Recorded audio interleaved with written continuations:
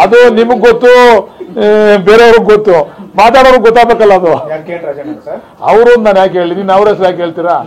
ಮಾತಾಡೋರ್ಗೆ ಅವ್ರೊಬ್ಬರೇ ಮಾತಾಡಿಲ್ಲ ಪಾಪ. ಇಲ್ಲ, ಅವ್ರೊಬ್ಬರ ಮೇಲೆ ಹಾಕ್ಬೇಡಿ, ಅವ್ರೊಬ್ಬರೇ ಮಾತಾಡಿಲ್ಲ, ಅನೇಕ ಜನ ಮಾತಾಡೋರೆ. ಅವ್ರಿಗೆ ಗೊತ್ತಿರ್ಬೇಕ ಮಹತ್ವ. DCM ಅಂತಂದ್ರೆ ಅದನ್ನ ನಾನು ಹೇಳಿದ್ರು, ಒಬ್ಬರನ್ನ ಯಾಕೆ ಸೇರಿಸ್ತೀರಾ ಸರ್? ನಾನು ಅವ್ರ ಹೆಸರುಗಳನ್ನ ಹೇಳೋರು ದೊಡ್ಡವನಲ್ಲ. ನಾನು ಈ ಪಕ್ಷದಲ್ಲಿ ಅಷ್ಟೊಂದು ಎತ್ತರಕ್ಕೂ ನಾನು ಬೆಳೆದಿಲ್ಲ. ನಾನು DCM ವಿಚಾರ ಅಷ್ಟೇ ಚರ್ಚೆ ಮಾಡ್ತಾ ಇದ್ದೀನಿ. ಅವ್ರ ಅಭಿಪ್ರಾಯ ಕರೆಕ್ಟ್ ಆಗಿದೆ.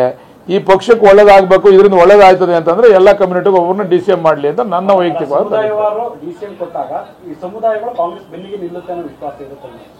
ಅದು ನಿಲ್ತದೆ ಅಂತ ತಾನೇ ಕೇಳ್ತಾ ಇರ್ತಕ್ಕಂಥ. ನೀವು ಹೇಳ್ಬೇಕು, ಅದನ್ನ ನೀವು ಕೇಳ್ಬೇಕು. ಯಾರು DCM ಅಂದಾಗ ನಿಮ್ಮ ಸಮುದಾಯ ಸಂಪೂರ್ಣವಾಗಿ ನಿಂತಿದ್ಯಾ ಅದು ನೀವು ಕೇಳ್ಬೇಕು. ಅದನ್ನ ಯಾರನ್ನ DCM ಮಾಡ್ಬೇಕು ಅಂತ ಹೊಂಟವ್ರಲ್ಲ, ನಿಮ್ ಸಮುದಾಯ ನಿಂತಿದ್ಯಾ?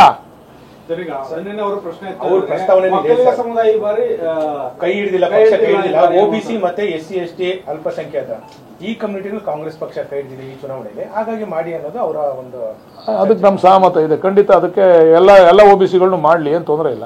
ಅದಕ್ಕೆ ನಾವು ಹೇಳ್ತಾ ಇದೀವಿ, ಎಂಡರ್ಸ್ ಮಾಡ್ತಾ ಇದೀವಲ್ಲ. ಒಕ್ಕಲಿಗರು ನಮ್ಮನ್ನು ಕೈ ಹಿಡಿದಿಲ್ಲ ಈ ಸರಿ, ಎಲ್ಲ ಬೇರೆ ಕಮ್ಯುನಿಟಿ ಅವರೆಲ್ಲ ಕೈ ಹಿಡಿದಿದ್ದಾರೆ. ಆ ಕಮ್ಯುನಿಟಿಗೆ ಎಲ್ಲ ಕಮ್ಯುನಿಟಿ ಕೈ ಹಿಡಿದ್ರೆ ಎಲ್ಲರಿಗೂ DCM ಕೊಡಿ ಅಂತ ಹೇಳ್ತಾ ಇದ್ದೀವಿ. ಚನ್ನಪಟ್ಟಣದಲ್ಲಿ ಸದ್ಯಕ್ಕೆ ಅದು DCM ಅವರು ಮತ್ತು ಮುಖ್ಯಮಂತ್ರಿಗಳು ಉಪಮುಖ್ಯಮಂತ್ರಿಗಳು ಸೇರಿ ತೀರ್ಮಾನ ಮಾಡ್ತಾರೆ. DCM CM ಸೇರಿ ಸದ್ಯಕ್ಕೆ ಇನ್ನು ಚುನಾವಣೆ ಘೋಷಣೆ ಆಗೋವರೆಗೂ ಕೂಡ ಸ್ಥಳೀಯವಾಗಿ ವಾತಾವರಣನ ಎಲ್ಲ ಕೂಡ ಸ್ಟಡಿ ಮಾಡ್ತಾ ಇದ್ದಾರೆ. ಅದರ ಮೇಲೆ ತೀರ್ಮಾನ ಮಾಡ್ತಾರೆ ಯಾವ ರೀತಿ ಚುನಾವಣೆ ಮಾಡಬೇಕು ಅಂತೇಳಿ. ಈಗ ಕೇವಲ ಒಂದು ಉಪಚುನಾವಣೆನೇ ಅಲ್ಲ, 3 ಉಪಚುನಾವಣೆಗಳನ್ನು ಮಾಡಬೇಕು ಅಂತೇಳಿ ಮೊನ್ನೆ ಮೀಟಿಂಗ್ ಕರೆದು ಎಲ್ರಿಗೂ ತಾಕೀತು ಮಾಡಿದ್ದಾರೆ. ಎಲ್ಲ ಕಮಿಟಿಗಳು ಕೂಡ ಮಾಡಿದ್ದಾರೆ, ಮಂತ್ರಿಗಳಿಗೆ ಜವಾಬ್ದಾರಿಯನ್ನು ಕೂಡ ಕೊಟ್ಟಿದ್ದಾರೆ. ಈಗ ಯಾರ್ಯಾರು DCM ಆಗಬೇಕು ಅಂತ ಇದ್ದಾರೆ ಅವ್ರಿಗೆಲ್ಲ ಸ್ವಲ್ಪ ಹೆಚ್ಚಿನ ಜವಾಬ್ದಾರಿ ಕೊಟ್ಟು ಗೆಲ್ಸ್ಕೊಂಬನ್ರಿ ಅಂತ ಕೊಟ್ಟರೆ ಅದು ಗೊತ್ತಾಗ್ತದೆ ಮುಂದೆ ಏನಾಗ್ತದೆ.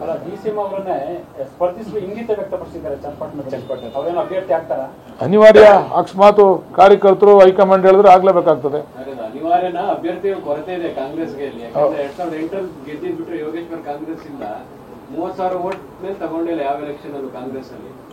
ಈಗ ಟ್ರಯಾಂಗ್ಯುಲರ್ ಫೈಟ್ ಇದ್ದಂಥ ಸಂದರ್ಭದಲ್ಲಿ ಅದಿತ್ತು.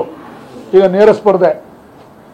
ಟ್ರಯಾಂಗ್ಯುಲರ್ ಫೈಟ್ ಹೇಳಿದಾಗ ನೀವು ಹೇಳದಂಥ ರೀತಿಯಲ್ಲಿ ನಮಗೆ ಸ್ವಲ್ಪ ನಮ್ಮ ಅಭ್ಯರ್ಥಿಗಳಿಗೆ ಕೆಲವರು ಬಂದರು ಹೋದ್ರು ಅದು ಕೊರತೆ ಇತ್ತು. ಈಗ ನೇರ ಸ್ಪರ್ಧೆ ಇದ್ಮೇಲೆ ಒಂದು ಗ್ರಾಮದಲ್ಲಿ ಇಬ್ರು ಒಂದೇ ಕಡೆ ಇರೋಕ್ಕಾಗಲ್ವಲ್ಲ, 2 ಗುಂಪವರು. ನಮಗೂ ಒಂದು ಗುಂಪು ಸಿಗ್ತದಲ್ಲ. ಈಗ ಪೊಲಿಟಿಕಲ್ ಸ್ಟ್ರಾಟಜಿ ಅಲ್ವಾ ಅದು. ಈಗ ನಮ್ಗೆ 85,000 ವೋಟ್ ಬಂದಿದ್ದು ಹೆಂಗೆ? ನಮ್ಗೆ 15,000 ವೋಟ್ ಇತ್ತು. ಈ ಚುನಾವಣೆಯಲ್ಲಿ 85 ಆಗಿದೆ. ನಾವು ಮುಂದೆ ಇನ್ನೂ ಒಂದು 15-20 ಸಾವಿರ ತಗೊಳ್ಳೋದ್ರಲ್ಲಿ ಅದೇನು ಅಷ್ಟೊಂದು ಇದಲ್ಲ. ನಮ್ಗೆ ಸ್ವಲ್ಪ ಶ್ರಮ ಹಾಕಿದ್ರೆ ನಾವು ಖಂಡಿತ ಗೆಲ್ತಕ್ಕಂಥ ವಾತಾವರಣ ನಿರ್ಮಾಣ ಆಗ್ತದೆ. ಮೈತ್ರಿ ಎಫೆಕ್ಟ್ ಆಗ್ಬೋದು, ಆದ್ರೆ ಮೈತ್ರಿ ದೊಡ್ಡ ಮಟ್ಟದಲ್ಲಿ ಆಗ್ಬೋದು, ಸ್ಥಳೀಯ ಮಟ್ಟದಲ್ಲಿ ಸಾಧ್ಯನೇ ಇಲ್ಲ.